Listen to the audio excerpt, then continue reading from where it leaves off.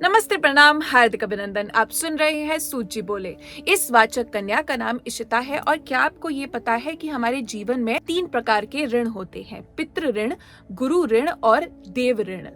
पितृ ऋण और गुरु ऋण तो हम इनके प्रति कर्म करके ही चुका सकते हैं, बट जो देव ऋण होता है वो एक ऐसा ऋण होता है, एक ऐसा डेट होता है जो कि हम देवताओं को ओ करते हैं।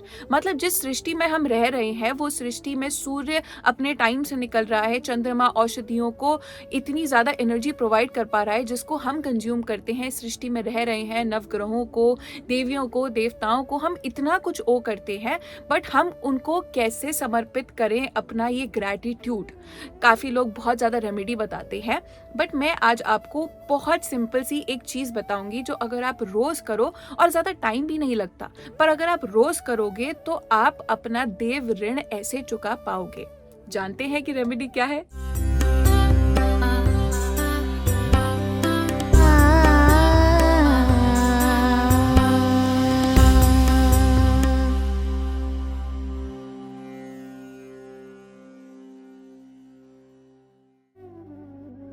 देव ऋण आप एक छोटी सी वंदना से चुका सकते हो। अब वैसे तो ये बहुत बड़ी है, पर इसके हम 3 पैराग्राफ्स ही लेंगे जो कि सब कुछ सम अप कर देते हैं। जैसे ही आप सोकर उठो, instead of checking your mobile कि मोबाइल में किसका मेल आया, रात को किसी ने मैसेज तो नहीं किया, बस 1 मिनट का ये छोटा सा काम करो कि उठकर बैठो अपने बेड पे और अपने हाथों को खोल कर ऐसे रखो और उनकी तरफ देख कर कहो, कराग्रे वस्ते लक्ष्मी कर मध्य सरस्वती कर मूले तु गोविंदः प्रभाते कर दर्शनम समुद्र वसने देवी पर्वत स्तन मंडले विष्णु पत्नी नमस्तुभ्यम पाद स्पर्शम क्षमस्वे ब्रह्मा मुरारी त्रिपुरांतकारी भानु शशि भूमि सुतो भूतश्च गुरुश्च शुक्रः शनि राहु केतवः करवन्तु सर्वे मम सुप्रभातम। अब इसका अर्थ मैं आपको समझाती हूँ। पहली बात तो हाथ देखने को मैंने इसलिए कहा क्योंकि सबसे पहली लाइन आती है कराग्रे वस्ते।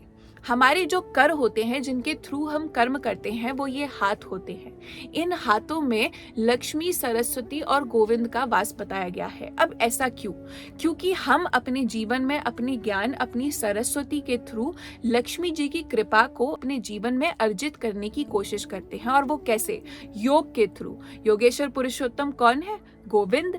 तो हम लक्ष्मी जी और सरस्वती को अपने हाथों में देखते हैं और गोविंद से कहते हैं कि आपको मैं सुबह सुबह प्रणाम करता हूँ आपके दर्शन करके।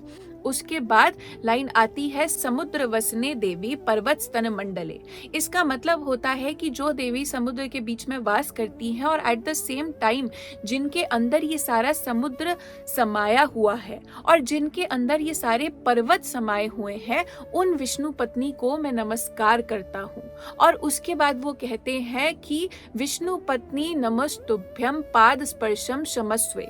इसका मतलब है उन विष्णु पत्नी को मैं नमस्कार करता हूँ और वही भूदेवी है। तो इससे पहले मैं उन पर पैर रखूं, मैं उनसे क्षमा मांगता हूं कि मैं अपने पैरों से उनको स्पर्श करने वाला हूं। उसके बाद ब्रह्मा मुरारी त्रिपुरांतकारी, वो तीनों देवों को स्मरण करते हैं हम, और सारे नवग्रहों का नाम लेकर कहते हैं कि आप मेरी इस प्रातः काल को, इस दिन को मंगलमय बनाओ। अब बताओ, इससे ज्यादा सुंदर प्रेयर हो सकती है क्या देवों को ग्रैटिट्यूड दिखाने के लिए? नहीं ना। थोड़ा सा टाइम लगेगा, थोड़ी सी प्रैक्टिस भी लगेगी, बट एक बार हो गया तो इससे ज्यादा सुंदर चीज आपकी जीवन में और कुछ भी नहीं हो सकती। समझे? आज के लिए बस इतना ही। मेरी शक्ति बी विद यू।